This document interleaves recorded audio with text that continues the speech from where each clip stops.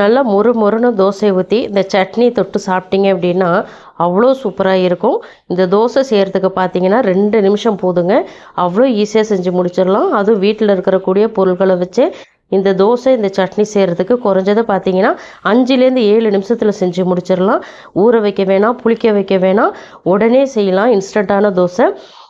இதுக்கு வந்து cooking soda, Eno எதுவுமே தேவையில்லை.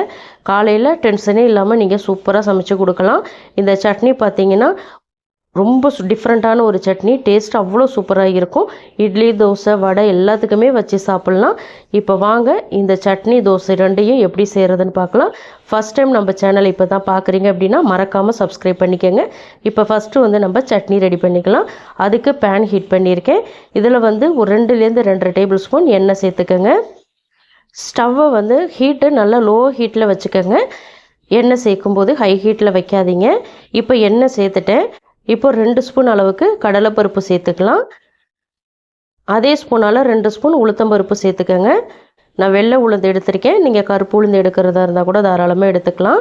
இப்போ இது 2யும் நல்லா செவக்க வறுத்துக்கோங்க. லோ ஃப்ளேமில் வச்சுட்டு 2யும் நல்லா கோல்டன் கலர் வர வரைக்கும் பொறுமையாக இதை வறுத்து விட்டுக்கோங்க. பருப்பு வந்து கருகிடாமல் பார்த்துக்கோங்க. இப்போ பார்த்தீங்கன்னா பருப்பு 2மே நல்லா கோல்டன் கலரில் வந்திருக்கு பாருங்கள். இந்த ஸ்டேஜில் வந்து கட் பண்ணி வச்சுருக்கிற 2 வெங்காயம் சேர்த்துக்கலாம். மீடியம் சைஸ் வெங்காயம்.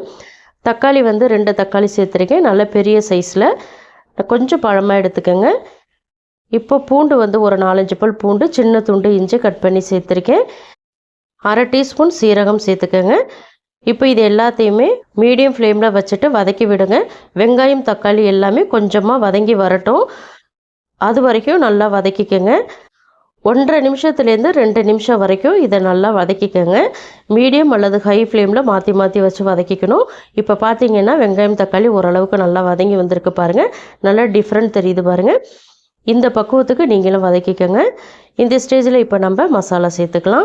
1/4 டீஸ்பூனுக்கு கம்மியாக மஞ்சள் தூள் சேர்த்துக்கோங்க. மஞ்சள் தூள் ரொம்ப அதிகமாக சேர்த்துற வேண்டாம், கொஞ்சம் கம்மியாகவே சேர்த்துக்கோங்க. 3 டீஸ்பூன் வந்து தனி மிளகாய் தூள் சேர்த்துக்கோங்க. உங்கள் காரத்துக்கு எவ்வளோ சேர்ப்பீங்களோ அதுக்கு தகுந்த மாதிரி நீங்கள் சேர்த்துக்கலாம். 1 டீஸ்பூன் மல்லித்தூள் சேர்த்துக்கோங்க.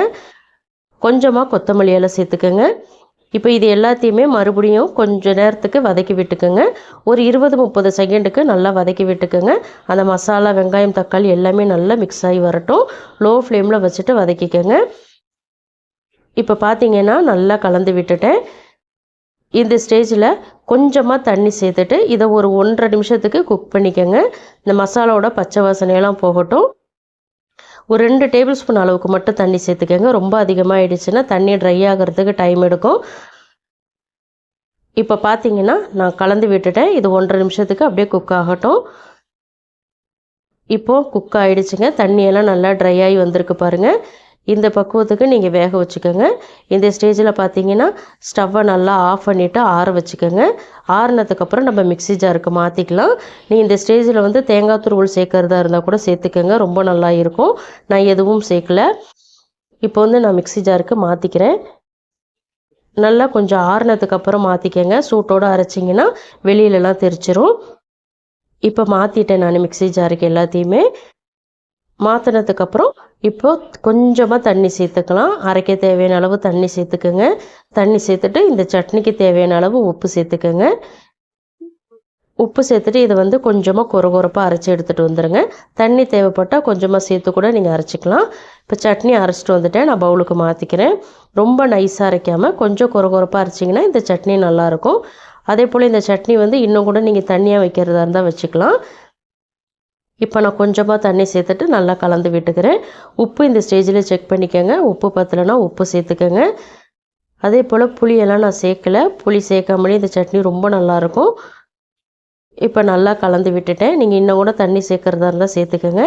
தாளிக்கிறதுக்கு பார்த்தீங்கன்னா 3 டீஸ்பூன் எண்ணெய், 1 டீஸ்பூன் கடுகு, ஒரு 4-5 காஞ்ச மிளகாய், 2 கொத்து கருவேப்பிலை, இது எல்லாத்தையுமே தாளித்து சட்னியில் சேர்த்துக்கோங்க. ரொம்ப அருமையாக இருக்கும். கண்டிப்பாக ட்ரை பண்ணி பாருங்கள். இப்போ நம்ம தோசை மாவுக்கு ரெடி பண்ணிக்கலாம். மிக்ஸி ஜாரில் 1 கப் வந்து ரவை எடுத்துக்கோங்க. வறுத்த ரவை, வறுக்காத ரவை எது வேணாலும் எடுத்துக்கலாம். இப்போ அதே கப்பால் 1/2 கப் வந்து வெள்ளை அவல் சேர்த்துக்கோங்க. வெள்ளை அவல் சேர்த்ததுக்கப்புறம் இது 2யும் தண்ணி எதுவுமே சேர்க்காம பல்ஸில் வச்சு நல்லா பொடியாக அரைச்சிக்கிட்டு வந்துடுங்க. இப்போ பாருங்கள், நான் அரைச்சிட்டு வந்துட்டேன். சும்மா பல்ஸில் வச்சு 2 சுற்று சுற்றுனீங்கன்னா நல்லா கொஞ்சம் பொடியாக அரைஞ்சிரும். நைஸாக அரையாதுங்க, ஒன்றும் பாதியமாக தான் அரையும். இப்போ இதில் வந்து 1 கப்பு கோதுமை மாவு சேர்த்துக்கோங்க. 1/2 கப் வந்து அரிசி மாவு சேர்த்துக்கோங்க. இதில் வந்து நீங்கள் கடலை மாவு சேர்க்குறதா இருந்தால் கூட 1/4 கப் அளவுக்கு சேர்த்துக்கலாம். நான் சேர்க்கலை. இப்போ இதில் வந்து ஒரு 3 டேபிள் ஸ்பூன் அளவுக்கு தயிர் சேர்த்துக்கோங்க. தயிர் வந்து ஆப்ஷனல் தான், இருந்தால் சேர்த்துக்கோங்க, இல்லை அப்படின்னா ஸ்கிப் பண்ணிடலாம், ஒன்றும் பிரச்சனை கிடையாது. இப்போ இதில் வந்து கொஞ்சம் கொஞ்சமாக தண்ணி சேர்த்துட்டு நல்லா நைஸாக அரைச்சி எடுத்துகிட்டு வந்துடுங்க. இப்போது நைஸாக அரைச்சிட்டு வந்துட்டேன், நான் மிக்ஸி ஜாருக்கு மாற்றிக்கிறேன். எவ்வளோ நைஸாக இருக்குது பாருங்கள் மாவு. இந்த பக்குவத்துக்கு அரைச்சிக்கோங்க. தண்ணி வந்து நிறைய சேர்த்துறாமல் கொஞ்சம் கொஞ்சமாக சேர்த்து அரைச்சிக்கோங்க. மாவு ரொம்ப திக்காக இருக்கிறதுனால நான் கொஞ்சம் தண்ணி சேர்த்துக்கிறேன். இப்போது மாவுக்கு தேவையான அளவு உப்பு சேர்த்துக்கிறேன். உப்பு சேர்த்துட்டு நல்லா கலந்து விட்டுக்கோங்க. ரொம்ப சூப்பராக இருக்கும், கண்டிப்பாக ட்ரை பண்ணி பாருங்கள். இதில் வந்து குக்கிங் சோடா, ஈனோ எதுவுமே சேர்க்க தேவையில்லை, அப்படியே செய்யலாம். நல்லா கிறிஸ்பியாக சாஃப்டாக சூப்பராக வரும் உங்களுக்கு தோசை. தோசை வந்து உங்களுக்கு நல்ல கோல்டன் கலரில் வேணும்னு நினச்சிங்கன்னா ஒரு 1/2 டீஸ்பூன் அளவுக்கு சுகர் சேர்த்துக்கோங்க. தோசை நல்லா உங்களுக்கு கலர்ஃபுல்லாக கிடைக்கும். இப்போ மாவு ரெடி ஆகிடுச்சு. தோசைக்கல்லுக்கு நான் ஹீட் பண்ணி வச்சுருக்கேன். இதில் வந்து தேவையான அளவு மாவு சேர்த்துட்டு எந்த அளவுக்கு மெலிசாக திரட்ட முடியுமோ அந்த அளவுக்கு நல்லா மெலிசாக திரட்டிக்கோங்க. தோசைக்கல் வந்து ரொம்ப ஹீட் ஆகிடுச்சு அப்படின்னா மாவு திரட்டுறதுக்கு வராது, அதனால் ஓரளவுக்கு ஹீட்டாக வச்சுக்கோங்க. இப்போ மாவு திரட்டிட்டேன். இதில் வந்து இப்போ எண்ணெய் சேர்த்துக்கலாம். ஹை அல்லது மீடியம் ஃப்ளேமில் மாற்றி மாற்றி வச்சு குக் பண்ணிக்கோங்க. நல்ல கிறிஸ்பியாக கிடைக்கும் உங்களுக்கு, சாஃப்டாலாம் இருக்காது, நல்லா மொறு மொறுன்னு சூப்பராக கிடைக்கும். இப்போ பார்த்தீங்கன்னா தோசை நல்லா குக் ஆகிடுச்சு. வெளியில் எடுத்துக்கலாம்.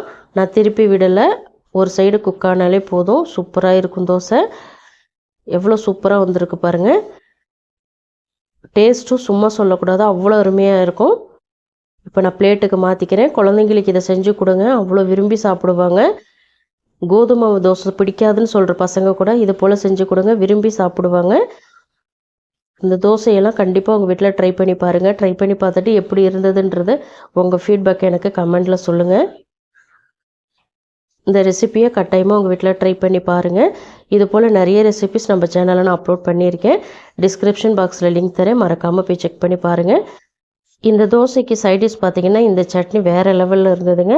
அப்படி உங்களுக்கு விருப்பமாக இருந்தால் நீங்கள் இட்லி பொடி கூட வச்சு சாப்பிட்லாம், ரொம்ப சூப்பராக இருக்கும். இந்த தோசை பார்த்தீங்கன்னா ரொம்ப நேரத்துக்கு கிறிஸ்பியாகவே இருக்குங்க. நீங்கள் தோசை செஞ்சால் 1/2 மணி நேரம் வரைக்குமே இந்த தோசை நல்ல கிறிஸ்பியாகவே இருக்கும். இந்த ரெசிபி பிடிச்சிருக்குன்னு நம்புகிறேன். பிடிச்சிருந்தால் லைக் பண்ணுங்கள். உங்கள் ஃப்ரெண்ட்ஸ் அண்ட் ஃபேமிலி மெம்பர்ஸ் எல்லாருக்குமே நிறைய நிறைய நிறைய ஷேர் பண்ணி விடுங்க. இது போல் இன்ட்ரெஸ்டிங்கான ரெசிபிஸ் தெரிஞ்சுக்கணும்னு நினச்சிங்கன்னா மறக்காமல் அனிதா டேஸ்டி கார்னர் தமிழ் சேனலை சப்ஸ்கிரைப் பண்ணி ஃபாலோ பண்ணிக்கோங்க. தேங்க்ஸ் ஃபார் வாட்சிங் ஃப்ரெண்ட்ஸ். நாளைக்கு இன்னொரு இன்ட்ரெஸ்டிங்கான ரெசிபிஸோடு சந்திக்கிறேன். பபாய்.